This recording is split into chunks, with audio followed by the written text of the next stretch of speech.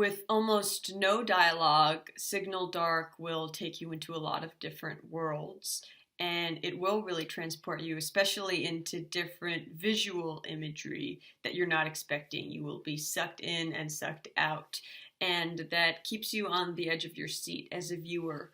So it's impressive that it can grab your attention with so little words. Signal Dark was a very suspenseful and really creepy in a good way. I wasn't expecting it from such a short film, and I love the pacing, the way we're kind of going along for the journey with the main character from his perspective.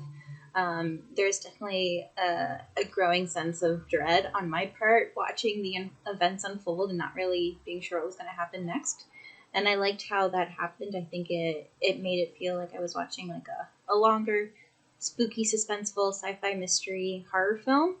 I'd be really curious to know a bit more of the backstory behind what the character was encountering, whether it's in a series or in a standalone longer feature film. Really cool, all the elements, and I thought the monster, like being portrayed as a sound bite or a sound frequency, was a really unique idea. This was so interesting. I really was kind of captivated by this. I thought it was really interesting that you have almost no dialogue. It's not completely no dialogue, but you have very little dialogue, and you're still able to obviously kind of follow along and figure out what's happening.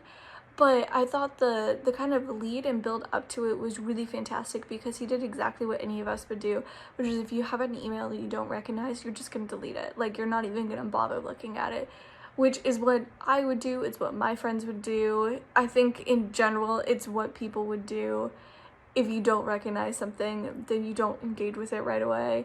And then having it pop up again would maybe spark your curiosity, and then it kind of letting human nature take over and like wanting to solve the mystery and wanting to figure out what happened and wanting to get down to the bottom of this, which felt really authentic. So I really loved it. I thought it was really well done and really interesting, because like I said, there wasn't a ton of dialogue, but I had no problem following along completely. And then it kind of took a turn at the end, which I was like kind of expecting, because it talks about like space, and that's obviously like where the signal is coming from and things like that. But to have the kind of jumping from place to place, and then he jumps completely out of the world into someplace else, I thought it was an interesting layer to kind of add into it. And then to have like the very end, which was a great culmination. Signal Dark has a lot of really good tension and visuals and sound design, especially sound design is really good. And it keeps you, like, waiting for whatever's going to happen, waiting for the reveal, and the entire ride all the way through there. Like, there's not much talking, but, the visuals and the action and the information you learn really gets you knowing, like, something's going to happen, and it keeps you on your seat the entire time. Incredible environments that were deeply engrossing. I felt like I was really there on that journey with him, and they held the tension so deeply throughout. The mostly silent nature of it, I thought, was really effective, except when it exploded with the climactic and dramatic score in the background, helped with the drama of the piece. And it was truly a visual feat. I was very impressed. This one used visual storytelling very well, very strongly throughout the whole thing. There is a story here. It's more involved than some of the other ones, but there's still very little dialogue. So I think the fact that the filmmakers were able to so clearly convey that story and convey the emotions of this character with such minimal dialogue was very impressive, very enjoyable. Going off of that, the lead performance was very good, given how limited they were in the ways that they could express themselves. Some of the scenes in here were very suspenseful. I thought that was very well done. And there were some visual standouts here as well when it came to the use of computer-generated effects to enhance or create certain creatures and environments. This one was pretty cool, fun, intense. I enjoyed. I thought this was a very well crafted psychological horror sci fi. A kind of a big PSA for computer viruses. So if you ever get that one email that you find questionable, delete it. Stay away from it. Don't go on to any websites that pop up and you don't know what they are.